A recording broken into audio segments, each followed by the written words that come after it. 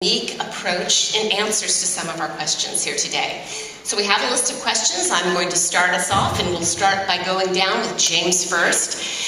And then as we go through the day in the morning, if there are questions that I haven't asked that you think I really want to know what the question is, you should have had an index card that was given to you when you came in.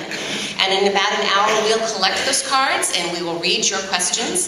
If after that you even have more of a question, we will have an opportunity to ask live questions. And of course, we have a raffle here. So if you have not purchased a raffle ticket, we're going to do question and then raffle prize. So we want to incentivize you to stay at the very end. So our first question, panelists. I gave a brief executive overview of your company and your organization, but I'd like you to expand a little bit about it, especially in the areas of giving. Give us an idea of the typical areas of focus for your organization. Where do you give, and what is your coverage area? What is your company and organization's total annual giving budget, if I did not already mention it? And what's the typical size grant that you give out? James. First, thank you very much for the invitation to be here. It is a pleasure to see so many friends and colleagues in the audience. And for those of you that I don't know, looking forward to getting an opportunity to work with you all eventually. As Susan mentioned during the introduction, Hacienda Helping Hands is the community initiative of Hacienda and Pleasanton. We've had a number of different initiatives over the year. This one started in 2008. We actually were going really well and got affected by the downturn in the economy. That kind of stalled us for a couple of years, but we've recently kind of ramped back up again in 2013. We have a very broad area that we cover, and I should also mention too that the granting component of Hacienda Helping Hands is just really one part of the overall community initiative. We have a number of things that we're also involved in that aren't specifically granting related. One of which we're very proud of is an initiative that we're participating in with Marianne and Giles, which is the Tri-Valley Poverty Awareness Initiative. So there are other aspects of the program, but as far as the granting goes, Susan mentioned sort of the 6 key areas. Very broad: youth, seniors, health, homelessness, arts and culture, and what we would call family strengthening, which in the past has been supporting things like financial literacy programs and other things to kind of help families get by. We have a variable budget. It really depends very much upon how much that we've taken in during our fundraising campaign. Right now we're actually just starting with a new initiative, which I'll talk about a little bit later. The most recent grant that we've made was a $10,000 impact grant for Access Community Health. And let me stop there, but we can circle back on other parts of that later. Thanks. David. Thank you, Susan. For the Pleasanton North Rotary Foundation, we are a separate entity from the Pleasanton North Rotary Club. However, we're very much tied together. We have a board of 7. One of those is always the club president from the Pleasanton North Rotary Club. That individual has a 1-year term. Everybody else winds up on 2-year rotating terms. We're a 501c3 that was established in 2002, and as Susan mentioned, we're very humbled to be able to have raised and given away over $2 million in the community throughout great organizations such as yourselves that we get to support the community. We love to support the Tri-Valley, not just Pleasanton. We've even gone as far as we were supporting in Oakland and the greater East Bay. We do have dedicated funds that we raise that we give away internationally, and supported some amazing charities there that I think we'll be able to share about a little bit later. We also really like to focus on the youth because we think that is a place we can make a significant impact both today and in the future. So that's through college scholarships, and then based on our club, our high school that we support is Foothill High School. So we do a lot tied in with Foothill High School. Our annual budget, that really depends on how successful our annual fundraiser is, which is a starry night on September 12th at Baroni's in Pleasanton. That's where we have the ability to make a difference in the community, because based on what we raise and how much we raise, that directly determines how much we're able to give away. And that kind of leads into our typical grant, because we like to support as many organizations in the community as we can, and we also love to pair that with some sweat equity from the club to make those dollars go as far as they can. So our typical grant is probably somewhere between $500 to $3,000. However, with that, every year at our annual fundraiser, we have what we call a fund-a-need. That is kind of the focus, highlight charity. So for example, last year was Agape Villages, which is focusing on foster children in the East Bay. And we raised approximately $20,000 for Agape Villages at that one event. So that is a really big impact that we're able to have on those that need some opportunity and maybe are a little less fortunate than a lot of people in the Tri-Valley. So kind of with that, our focus for grants is we want to support groups that desperately need dollars, also want to pair with sweat equity so that we can make a maximum impact in the community, and we love to partner over time as well so that we can get involved with an organization and really help see them kind of live out their vision for their organization and be a big part of that. Thank you, David. Nadine. Thank you so much for the opportunity to represent Lawrence Livermore National Laboratories employees at this event today. I'm going to try today, in the next hour and a half, to make sure that I give to you the distinction between the two programs which the laboratory gives back to the community. I'm going to first start with our home campaign. Many of you in the audience are probably familiar with it because you probably have received monies from the home campaign. So home stands for helping others more effectively. It started 40 years ago by employees at the laboratory. It continues today. Over those 40 years, the model has changed a little bit, but basically the idea is still the same. Laboratory employees choose the nonprofit that they want to give a donation to. That donation can be a one-time gift. It can be a payroll deduction throughout the calendar year. And we have to, by law, go back to those employees every year and ask if they want to continue with those donations. Unfortunately, in the state of California, I can't continue to roll that over as other states can. So every year we go back to our employees and we say, just as a reminder, this is who you've given to in the past. Would you like to continue those donations, or would you like to add or contribute more to your donations that you've done in the past? Technology has allowed us to have those communications with our employees very easily, and so through their generosity, we give $2.4 million back to the community. So $2.4 million is raised by the employees indicating that they want to contribute to any charitable organization in the community as well as the country. We do not do international organizations. However, we do give to organizations that are 501c3s within the United States that may do work abroad. So there's a little bit of a distinction there as well. But I don't think we have, if you are an international organization, please ask that question later today. But let's just narrow the focus to organizations that are within the legal requirements of working within the United States. The other program that I want to talk about is the Lawrence Livermore National Security Annual Gift Giving Program. Lawrence Livermore National Security is the management company for the laboratory, and they do two things. One, they give $1 million that's prorated over the monies that the employees want to give through the home campaign. So sometimes you'll see a 2.4 from the employees, but it'll ultimately be 3.4 with that $1 million prorated over what the employees want to give. So they give $1 million a year, and they let the employees indicate where they want to give it, and then they just prorate their amount over top of that.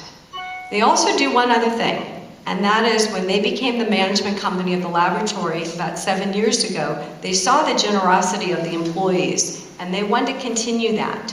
And so they set up a gift-giving program where they give out $100,000 through a simple application process. Because $100,000 always is not enough money to give back. We receive applications in where people are asking for upwards of over $100,000 just for their own entity. So what we do is we have a team of people that look at those applications and make determinations of where we will give out that money. And we can talk about that a little bit later as well. But if there's one thing that I want to convey today is the distinction between the two programs. One's an employee giving program, and the other one is a simple application process. Thank you. Exciting. Giles. Good morning. The East Bay Community Foundation is in a unique position to be what we like to refer to as a conduit for philanthropy. We work with individual donors, corporations, family foundations, and other nonprofits where assets come into the foundation, they're managed, they're grown, they're invested and stewarded, and then they are granted out to nonprofits throughout the region, throughout the country, and now throughout the world. We are making some international grants. We are one of the oldest community foundations in the country. Community foundation model was started in Cleveland, and it came out of the trust model of banking, where if you died without an estate or without a will and without a family, the bank's trustees would take your assets in and then over time distribute them to the needy in the community. That eventually became the community foundation. There's two streams of money that come out of the foundation. Money that comes from our component funds, our donor advised funds, our corporate funds. Over the last 3 years, the granting from those component funds was totaling $118 million, and that is all of the gifting, all of the granting. And as was said earlier, 97 million of that stayed in Alameda and Contra Costa. So we really are doing 60% or more of our granting here in the East Bay. Of that total, 97 million, I looked up at the 5 cities of the Tri-Valley, and the total there for 3 years was $782,000 stayed in the Tri-Valley, granting from our component funds, from our corporate funds, from other agency funds, etc. That's where our money goes from the people who have put money into the foundation. The other stream of money that comes out is money from our funds, meaning the money that's been left to us unrestricted, our own endowment. Our endowment is spent in 2 particular service areas or 2 particular cause areas. And this was decided many, many years ago when many community foundations stopped doing broadly responsive grant making and tried to focus in on some areas that they felt they could make a real difference. And that's what we did about 8 years ago. Our 2 focus areas are early childhood education, making sure that children are ready to read at grade level in 3rd grade, the greatest indicator of success going on through grammar school and hopefully on to high school and beyond. The adage is that up until 3rd grade, you learn to read, and after 3rd grade, you read to learn. So we want to make sure that kids are reading at grade level by 3rd grade. And the other one that we really picked out during the recession was helping adults acquire jobs and the skills they need to acquire jobs, be that retraining, first training, language, be it people who have had a strike or 2 against them, perhaps incarceration or something like that, helping them get back on track and find a way to be gainfully employed.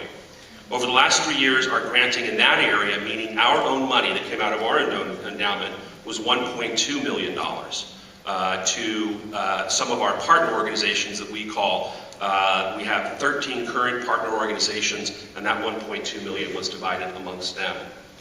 The average gift or average grant amount is hard to really put a cap on because we have corporations that make $5 and $10 million grants, but we also have people who make $300 grants, which is the minimum you can make out of a donor advised fund.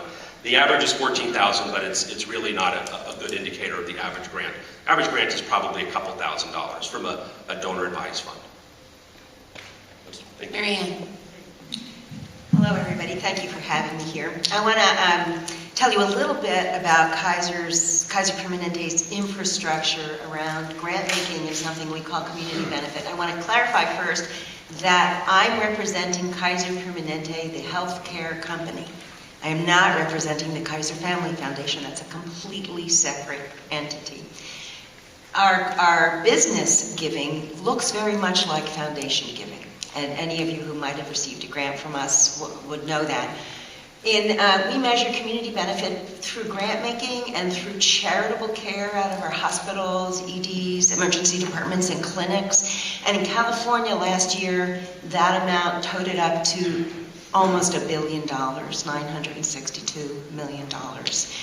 Grant making we do at 3 different levels. So we are a national company. We have business in 8 states, and we are headquartered in Oakland.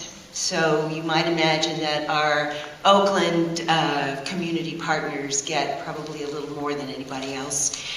Our regional headquarters for Northern California are also in Oakland. We divide Northern California into about 13 business units. And I'm going to explain this to you now, and there's no way you can tell how this works without somebody like me telling you. We divide the Northern California into geographies, business units that are predicated on the drive time to our hospitals. That's a marketing unit, that makes sense, right? I represent Antioch and Walnut Creek medical centers. I serve East and Central Contra Costa and Tri-Valley Alameda and Tri-Valley Contra Costa as well, South Contra Costa. So you can see it's eccentric, it doesn't match county lines. So any of us, and let me say there are 3 people who do my job who serve Alameda County, I am one of them, and there are 2 people who serve Contra Costa. Any one of us will help you figure it out. We don't ask that you be able to figure it out yourself.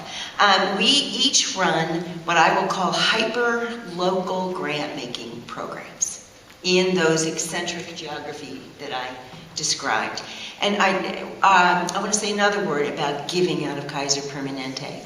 Our giving is, as most foundations are, and is highly audited.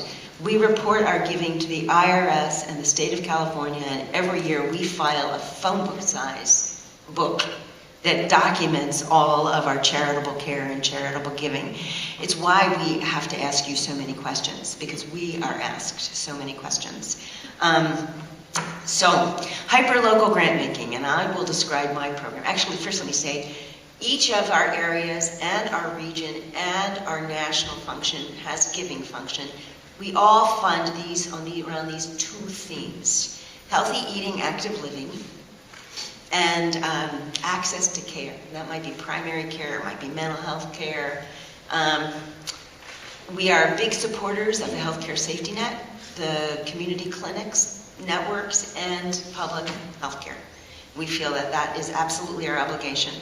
My program that serves East Central Contra Costa, Tri-Valley, Alameda, and Contra Costa, we made grants of about $900,000 last year in this very specific geography. Our grants mostly range from $5,000 to $30,000. And some of the grantees, like for instance Access Community Health, also were able to draw down money from our regional program. We were pleased to be able to make a $300,000 grant to support Access Community Health's new facility in Pleasanton that is under construction right now. Let me say 1 or 2 more things. We don't just give away dollars. We give away expertise and we give away in kind. I am lucky to have a stream of what I'll call corporate swag that can't be beat, really. So it is always fine to ask me for, I'll say what I say to all potential askers, you can ask if I'm allowed to say no sometimes, because sometimes I can't say yes. But water bottles, lunch bags, tote bags, pencils, pens, we got them, notebooks, happy to consider your request in that area. And then we also give away expertise. For instance, we own facilities, and we have facilities teams. Our gardeners helped install community gardens at high schools in Concord. Things you might not even think that we could give. It's always great to ask. We look forward to hearing. All right. Ken. Good morning, everyone, and thanks to the Tri-Valley Nonprofit Alliance for holding this session today. just to start with AT&T, I've been with the company now for 35 years. And when I started, it was Pacific Telephone and Telegraph locally. We covered California and Nevada. And it was a local telephone company. If you think back a number of years ago, it was all about landline phone service. I always say to groups, you know, it came down to 2 words, even 2 letters, what the mission of the company was. DT, dial tone. Pick up the phone, you hear that dial tone, you know we're all at work. You move forward a few years, and most of you probably have some form of wireless device in your pocket right now. It's the way that we communicate. And as a company, you know, Bell System, Diversa broke up in 1984, and a lot of it's come back together. Well, from that regional localized company, we're now, we serve 22 states with landline phone service, but 50 states with wireless service, and another 200 countries around the world. I put it in that context because we are a major player around the world as a company in communications. And our giving is kind of tied to that. You know, when we look at what we were able to do when we were a localized company, you know, all of our support was going here locally. Now as a company, you know, total giving for AT&T is well over $100 million a year. We're one of the top 5 corporate givers in the country. And a lot of those are nationwide type of activities. Our key focus areas nationwide, education, particularly as it relates to keeping kids in school, improving graduation rates. Here in California, this year we announced the 80% graduation rate, which was a high point. Unfortunately, we still have a lot of kids not graduating. AT&T has a $350 million plan over about a 5-year period to help boost that rate to 90% and prepare our young people for college and careers. And that's a focused area for us. Another one is community economic development. We do that a number of different ways. Some of those funds do trickle down to our local level, and we have access to some funds for corporate contributions. Actually, locally, we work with United Way of the Bay Area, and we actually disperse some of our corporate gift to United Way. And that corporate gift is in addition to what our employees raise and you know, designate personally. I think I'll leave it at that for now, but that's kind of just the foundation for where we are as a company. Michelle. Good morning, everyone. It's great to see some familiar faces here. And I'm happy to be here and share a little bit about the Clorox Company Foundation with you this morning. The Clorox Company Foundation was founded in 1980, and at the close of this fiscal year, which will be June 30th for us, we will have awarded over $99 million to nonprofit organizations and schools and colleges. Our focus is K through 12 education and cultural arts programs. Our headquarters are in Oakland, and so like Kaiser, you would imagine that the majority of our funding is awarded to nonprofit organizations in Oakland that support young people in education and cultural arts programs. We do have facilities across North America, globally actually, but our foundation focus is in North America, and we do have more modest budgets where we have facilities. So each of our facilities receive budgets from our foundation and focus on K through 12 education. I'll try and keep my comments as we progress in the discussion today focused on what we do here in the Tri-Valley area. We have increased our budget in the area since more of our employees are at our Pleasanton campus. We are looking for organizations that work with students, K through 12, traditional sort of education, you know, reading, writing, arithmetic, and cultural arts programs to fund. Our average grants are in the Tri-Valley area are between $2,500 and $7,500. And I'll stop there and turn it to you. Thank you, Brian. Good morning, everybody, and thank you for having me here today. The Fremont Bank Foundation was started in 1995 with a funding of $20,000 from the bank. The Fremont Bank Foundation is fully funded by the profits and earnings of Fremont Bank.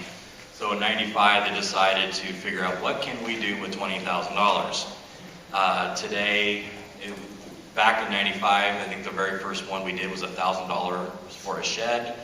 And the result of that was very positive in the environment.